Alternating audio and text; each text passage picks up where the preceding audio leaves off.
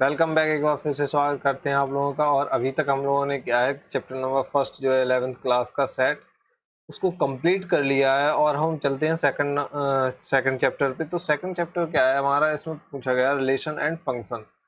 पहले तो ये चीज समझेंगे, जैसे कि हमने सेट में बहुत ही बेसिक से चीजों को समझा था, वैसे ही हम इसमें भी समझेंगे। और एक हमारा ये बेसिक सा वीडियो होगा जिसमें कि सारे रिलेशन एंड फंक्शन के बारे में हम समझ लेंगे।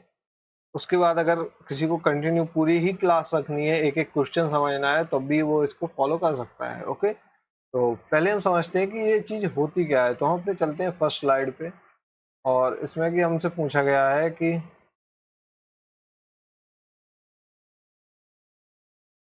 इसमें क्या है, चैप्टर नंबर सेकंड में है रिलेशन एंड फंक्शन। तो रिलेशन हम समझेंगे कि रिलेशन किसको बोलते हैं। रिलेशन, जैसे कि आप एक चीज समझ सकते हैं कि रिलेशन बोलते किसको है, जब दो चीजों के बीच में कोई एक ऐसी बाउंड होता है जिसको कि हम डिफाइन कर सकते हैं, उसी को हम रिलेशन बोलते हैं। जैसे कि कोई भी चीज होती है, आप डेली लाइफ में भी देखते हैं कि एक दो चीजों के बीच में एक बाउंडेशंस होती है कि ये इनका ये है, ये हमारे ये है, या जिसको हम समझ सकते हैं कि ये इन दोनों के बीच में क्या चल रहा है। क्या चल रहे का मतलब कुछ और नहीं है, मतलब दो लोगों के बीच में क्या है। तो वही चीज हमारी क्या आ जाती है, रिलेशन एंड फंक्शन में होती है। रिलेशन एंड फंक्शन बहुत ही इजी वे में अगर हम समझ सकते हैं, तो हम कह सकते हैं कि ए का अगर बी से रिलेशन निकालेंगे तो हम बताएंगे कि ए और बी किस बाउंड से जुड़े हुए हैं। समझ रहे हैं इस चीज को। जैसे कि सपोज मैं कह रहा हूँ कि इधर ए आ गया, इधर बी आ गया, इधर सी, और इधर आ गया 1 2 और 3। तो कई बार हमारे जैसे हम फेसबुक वगैरह चलाते हैं तो उस पर भी देखते हैं कि म्यूचुअल फ्रेंड करके आ जाता है। तो म्यूचुअल फ्रेंड क्या होते हैं, जैसे कि मान लो ए का फ्रेंड 1 है और 2 भी है। अब जो बी है उसका भी फ्रेंड अगर 1 हो गया और 2 भी है, तो ये इसके क्या हो जाएंगे, म्यूचुअल फ्रेंड्स हो जाएंगे। और इस चीज को हम ऐसे भी समझ सकते हैं, अगर ये म्यूचुअल फ्रेंड्स हैं तो हम जब इनमें निकालते हैं, जैसे हमारा पहला अभी हम जो आएगा हमारा डेफिनेशन, तो उसको भी बताऊंगा। पहले आप बेसिक्स रिलेशन के बारे में तो समझ ही गए होंगे, इतनी सी चीज कि दो चीजों के बीच में एक बाउंडेशन, जिसको हम कोई नाम देते हैं उसी को हम रिलेशन कहते हैं। कोई लोग पर्सनल ना लेके, जिसको नाम नहीं दिया जाता उसको रिलेशन नहीं कहते। कहते हैं तुम लोगों का पर्सनल है, कुछ नहीं कह सकते हैं। तो पहला हमारा जो आती है डेफिनेशन, इसमें हम समझेंगे Cartesian product of set. Cartesian product क्या होते हैं, समुच्चयों का कार्तीय गुणन। यानी कि इसमें ये बताया जाता है कि ये एक, मतलब कह सकते हैं ये मेथड है। इसमें मेथड में क्या होता है, हर एक टर्म्स का या एलिमेंट का रिलेशन हर एक दूसरे एलिमेंट से बहुत ही सिक्वेंसली होता है, ऑर्डरली। समझ रहे हैं, एक ही ऑर्डर में होगा। जैसे कि हम यहाँ पे मान सकते हैं कि यहाँ पे आ गया ए सपोज हो गया यहाँ पे 1 और 2, और इधर है एक बी हो गया यहाँ पे 4 और 5। अगर मैं कहूँ कि ए और बी का कार्तीय गुणांक निकालना है या तुम्हें कार्टेशियन प्रोडक्ट निकालना है, तो हम कैसे निकालेंगे, ए इंटू बी। सपोज ये क्या हो गया, ए इंटू बी। अब आप समझेंगे कि इसमें ए इंटू बी ये क्या है। इसको हम कार्टेशियन प्रोडक्ट जब निकालेंगे तो आप इसको इजी करने के लिए इस टाइप से भी लिख सकते हैं कि पहले वाले टर्म्स का इसको x मान लेते हैं, इसको y मान लेते हैं, इसको x और इसको y। तो पहले x का किस में होगा, x में इंटू होगा। उसके बाद x का किस में होगा, y में होगा। फिर से हमारा y का किस में होगा, x में होगा, और फिर y का किस में होगा, y में होगा। इस टाइप से हमारा जो है कार्टेशियन प्रोडक्ट निकाल सकते हैं हम इसको कि हम कार्तीय गुणांक भी बोलते हैं। जैसे कि हमें इसका निकालना है अगर कार्टेशियन प्रोडक्ट, तो कैसे निकालेंगे, 1 का इंटू 4 में करेंगे।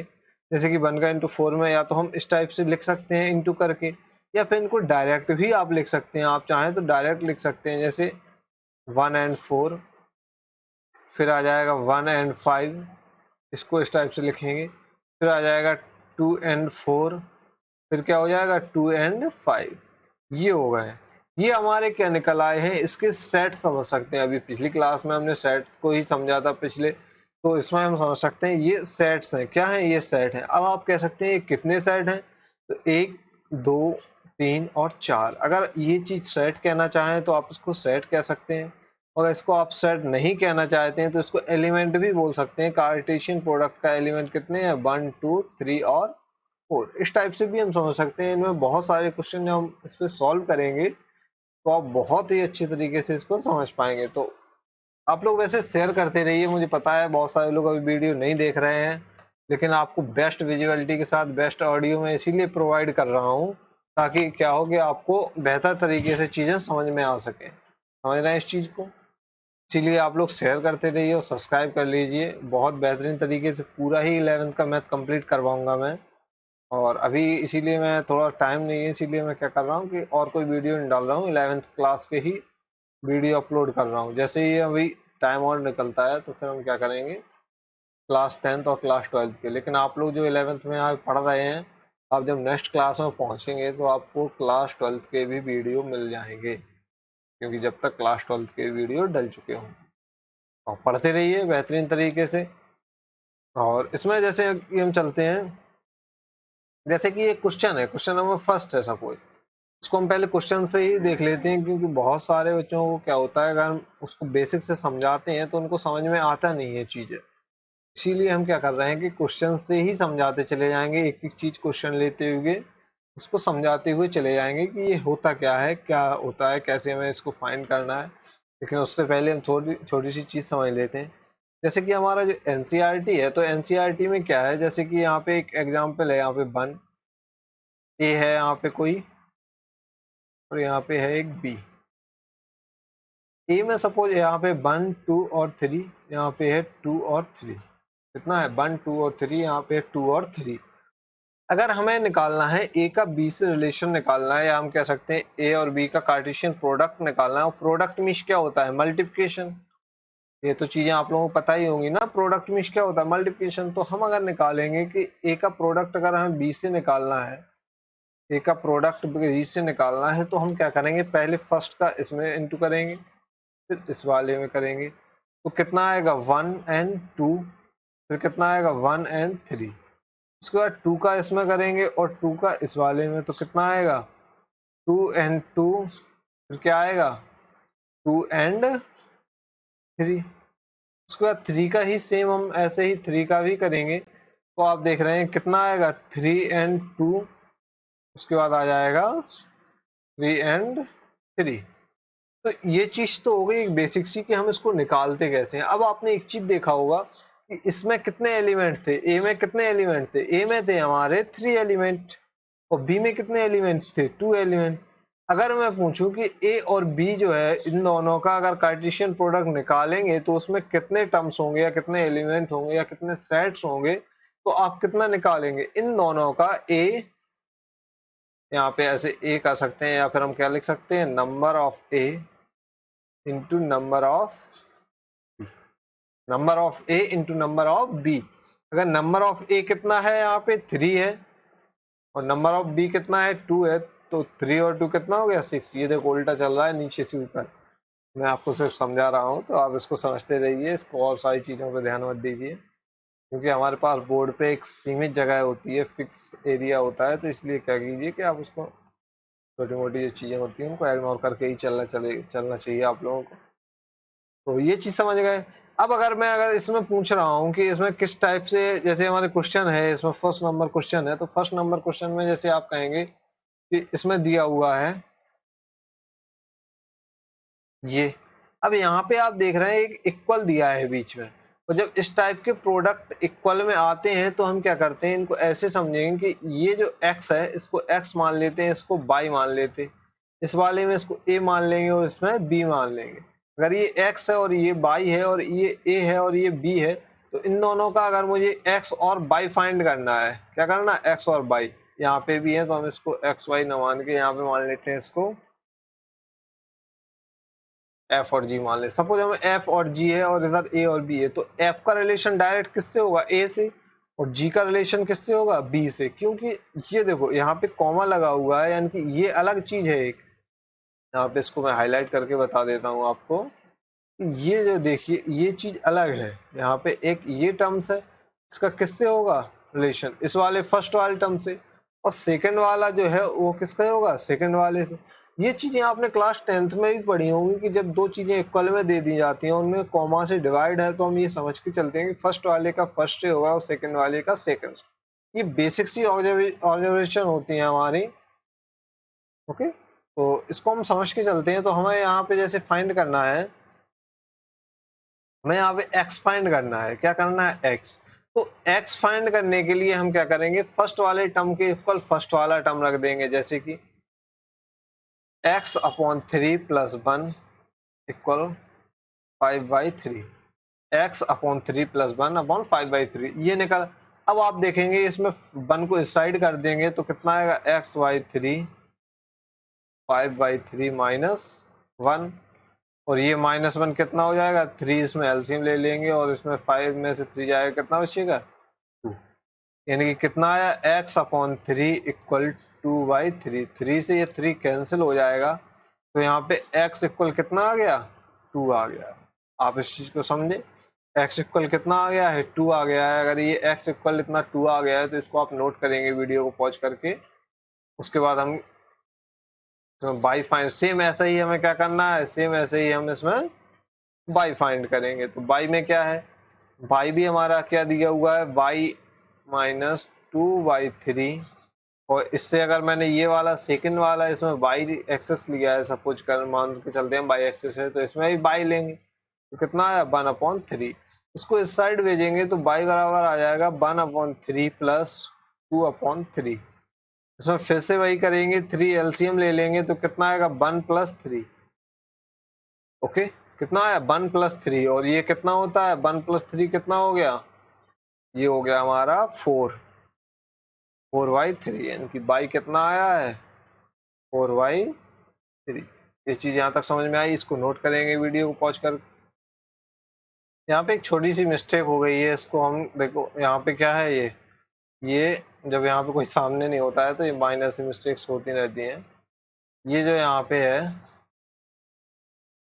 ये कितना है 1 और 2 है, तो यहाँ पे क्या आ जाएगा 3/3, यानी कि कितना आ गया 1, यानी कि बाई इक्वल कितना निकल आया 1 निकल आया। ये छोटी सी मिस्टेक है, हम क्योंकि देख लिया है तो इसको मैंने आपको बता दिया। अगर ऐसी कोई मिस्टेक हुआ करे तो आप कमेंट में ही बता दिया करें, क्योंकि यहाँ पे स्टूडेंट नहीं है, मैं लाइव इसको वीडियो रिकॉर्ड कर रहा हूँ, तो इसमें प्रॉब्लम ये होती है, कोई अगर कोई मिस्टेक हो रही है तो उसको सुधारने के लिए कोई बताने वाला नहीं होता है। तो ऐसा करिए, आप इसको कमेंट बॉक्स में बता दीजिए जब भी कोई अगर छोटी मोटी मिस्टेक अगर इसमें रह जाती है, ओके, इसको माइंड नहीं करेंगे। हम क्वेश्चन नंबर 2 पे चलते हैं। ये चीज उम्मीद है आप लोगों को समझ में आई होगी। क्वेश्चन नंबर 2 पे चलते हैं। तो क्वेश्चन नंबर 2 जो है इसमें है, यदि समुच्चय ए में 3 अवयव है तथा समुच्चय बी में कितने हैं 1 2 3, कितने हैं इसमें भी कितने हैं 3 अवयव है, तो a इंटू बी में अवयवों की संख्या ज्ञात कीजिए। यानी कि वो यही कह रहा है कि अगर एक चीज बताइए मुझे कि अगर a यहाँ पे दिया हुआ है, इसमें कितने हैं 3 एलिमेंट हैं, और b है उसमें भी कितने हैं 3 एलिमेंट हैं। तो मैंने आपको बताया था कि जब भी हमें a और b के दोनों के एलिमेंट निकालने हो तो एलिमेंट निकालने के लिए हम क्या करेंगे a इंटू बी का, या फिर हम कह सकते हैं कि number of a into number of B. तो नंबर ऑफ ए कितना है 3 है, और नंबर ऑफ बी कितना है 3 है, तो कितने हो गए ये 9 हो गए। यानी कि ए और बी में जो एलिमेंट्स होंगे वो कितने निकल आएंगे 9 एलिमेंट होंगे। ये चीज आप लोगों ने समझी। यदि ए में भी हमें दिया हुआ है कि 3 अवयव हैं, और बी में भी हमें जो हम काउंट कर रहे हैं तो उनमें 3 ही अवयव निकल रहे हैं या एलिमेंट निकल रहे हैं, तो मैंने अभी आपको बताया कि अगर इनको पूरे ए इंटू बी के निकालना है एलिमेंट, तो हम क्या करेंगे इन दोनों का इंटू कर देंगे, और जैसे ही हम इंटू करेंगे तो वो नंबर जो होगा वहां पे निकल आएगा। यहाँ पे कितना निकला है 9। ये चीज आपको समझ में आई होगी, इसको नोट कीजिए। ओके, ये नोट कर लिया। इसके बाद चलते हैं क्वेश्चन नंबर 3 पे। तो क्वेश्चन नंबर 3 में क्या है, क्वेश्चन नंबर 3 में दिया हुआ है कि यदि G इक्वल्स कोई सेट दिया हुआ है, H इक्वल कोई सेट दिया है, तो G इंटू एच और H इंटू जी ज्ञात कीजिए। इनकी देखो, इसमें जैसे ही मैंने क्या कहा था, जैसे ही क्वेश्चन आते जाएंगे वही चीज मैं आपको बताता चल रहा हूँ। कभी भी G इंटू एच कह सकते हैं जिसको आप, और H इंटू जी कह सकते हैं, ये इक्वल नहीं होते हैं। ये क्या नहीं होते, ये इक्वल नहीं होते हैं। क्यों नहीं होते हैं, क्योंकि यहाँ पे सपोज A है और यहाँ पे B है, और A में यहाँ पे 1 है और 2 है, यहाँ पे 3 है और 4 है। अगर हम इसके निकालेंगे कार्तीय गुणांक तो क्या होगा, 1 का 3 से निकलेगा तो 1 और 3 आ जाएगा, 1 का 4 से निकलेगा 1 और 4 आ जाएगा, 2 का 3 से निकलेगा 2 और 3 आ जाएगा, और 2 का 4 से निकलेगा तो 2 और 4 आ जाए।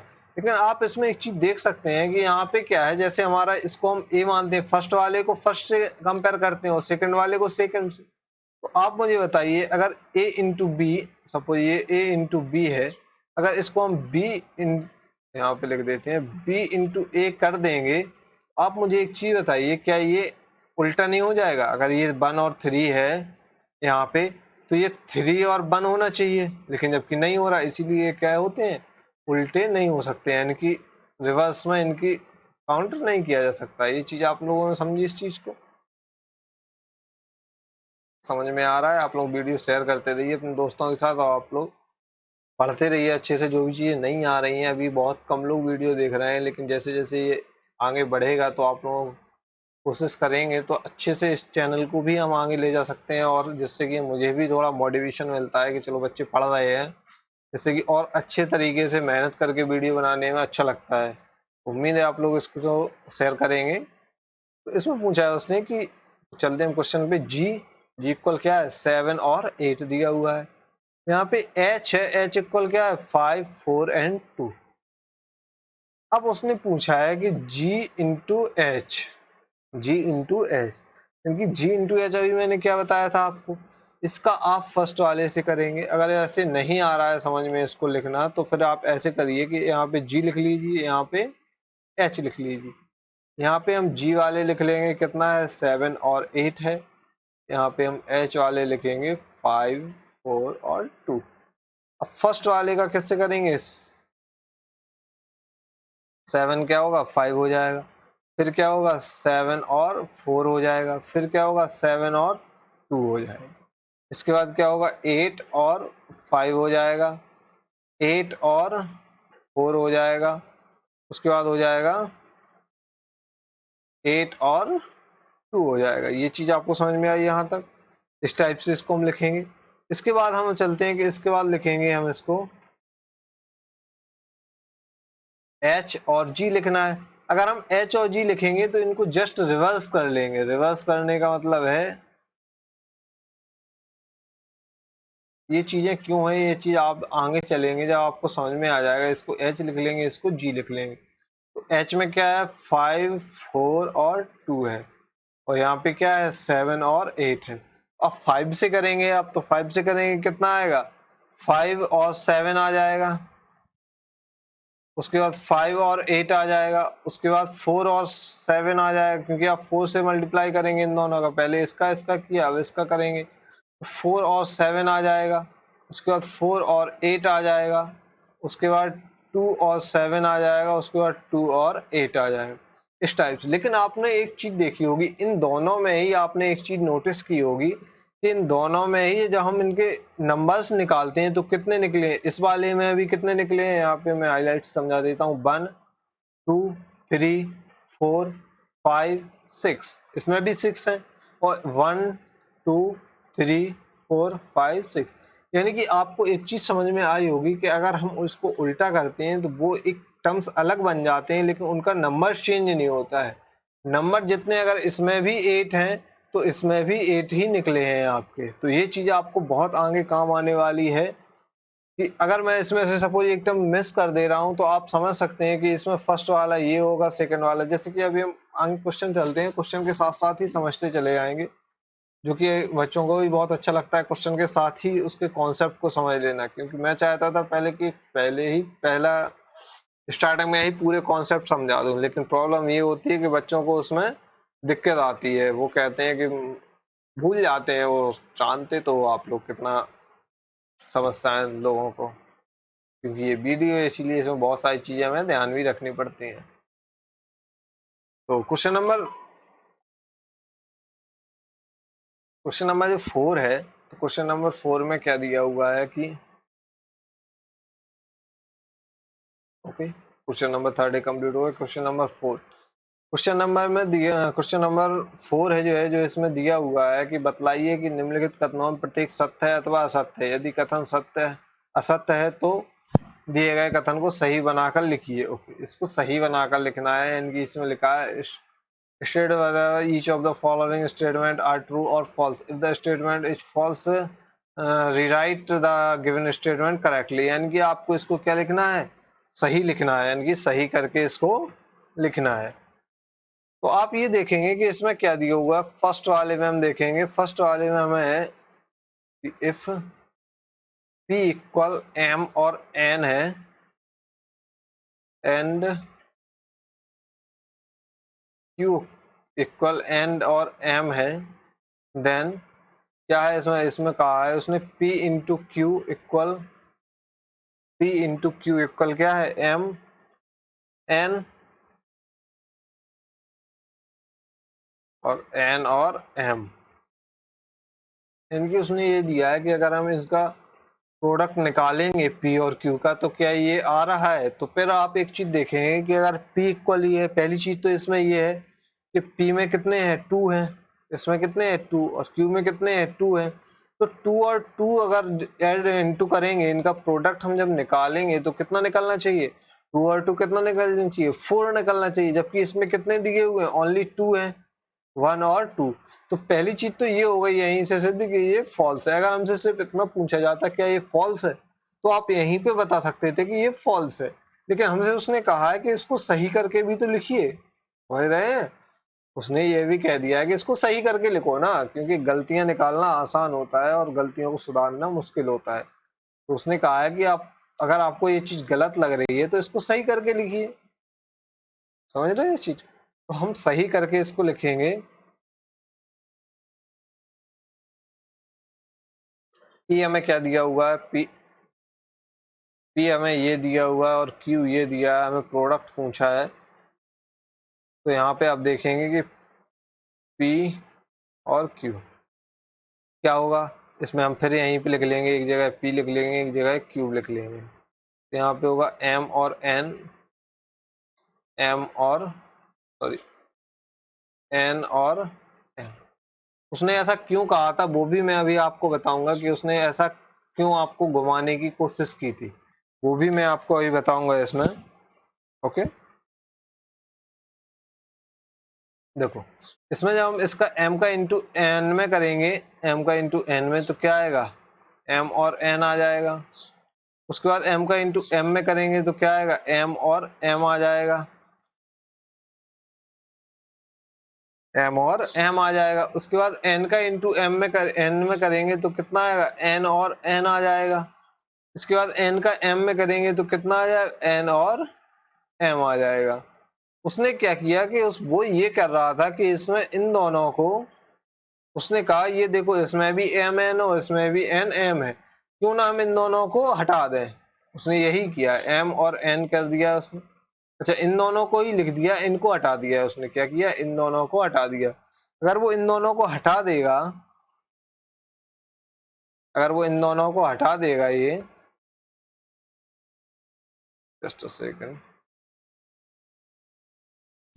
देखो उसने क्या किया, एम और एन को और एन और एम को ही लिखा रहने दिया, जबकि ये गलत है। इसमें कितने टर्म्स आएंगे, इसमें आ जाएंगे हमारे 4 एलिमेंट। कितने आ जाएंगे, 4 एलिमेंट। तो हम इसको इस टाइप से लिखेंगे। ओके, यहाँ तक समझ में आई आपको। इसी के चलते हम क्वेश्चन नंबर सेकंड पे। तो क्वेश्चन नंबर सेकंड क्या है, इसको रफ कर लेते हैं। वीडियो को पॉज करके आप लोग नोट डाउन कर लीजिए इसको, और नोट डाउन करना आप लोगों के लिए बहुत जरूरी है। आप लोग एकेडमिक वाले हो तो आप लोगों को बहुत जरूरी है इसको नोट डाउन करें, क्योंकि एग्जाम के टाइम पे ये पॉसिबल नहीं होगा कि आप 30 मिनट का वीडियो देख सकें। उसमें आपके नोट्स ही काम आने वाले हैं, जो आपके शॉर्ट नोट्स बनेंगे। जितने शॉर्ट नोट्स आप बनाएंगे वही आपको काम आने वाले हैं एग्जाम के टाइम पे, इसलिए इसको नोट करते रहिए। ओके, तो ये क्वेश्चन नंबर हमारा फर्स्ट ये कंप्लीट हो गया है। हम चलते हैं, और भी क्वेश्चन थे, शायद वो क्वेश्चन हट गए हैं, तो कोई बात नहीं। इस वीडियो को यहीं तक रखते हैं। इसके बाद के हम जो क्वेश्चन है हमारे नेक्स्ट वीडियो में लेंगे हम। तो थैंक यू, और पढ़ते रहिए, अपना ध्यान रखिए और दोस्तों को शेयर कर दीजिए, जिससे कि ये अब हम क्या कर रहे हैं, थोड़ा वीडियो छोटा करने की कोशिश कर रहे हैं। तो यहीं तक रखते हैं। इसके आगे क्वेश्चन अभी स्लाइड में है भी नहीं ऐड, तो हम इसको ऐड करके फिर नेक्स्ट वीडियो में मिलते हैं आप लोगों से। Thank you, good bye and take care.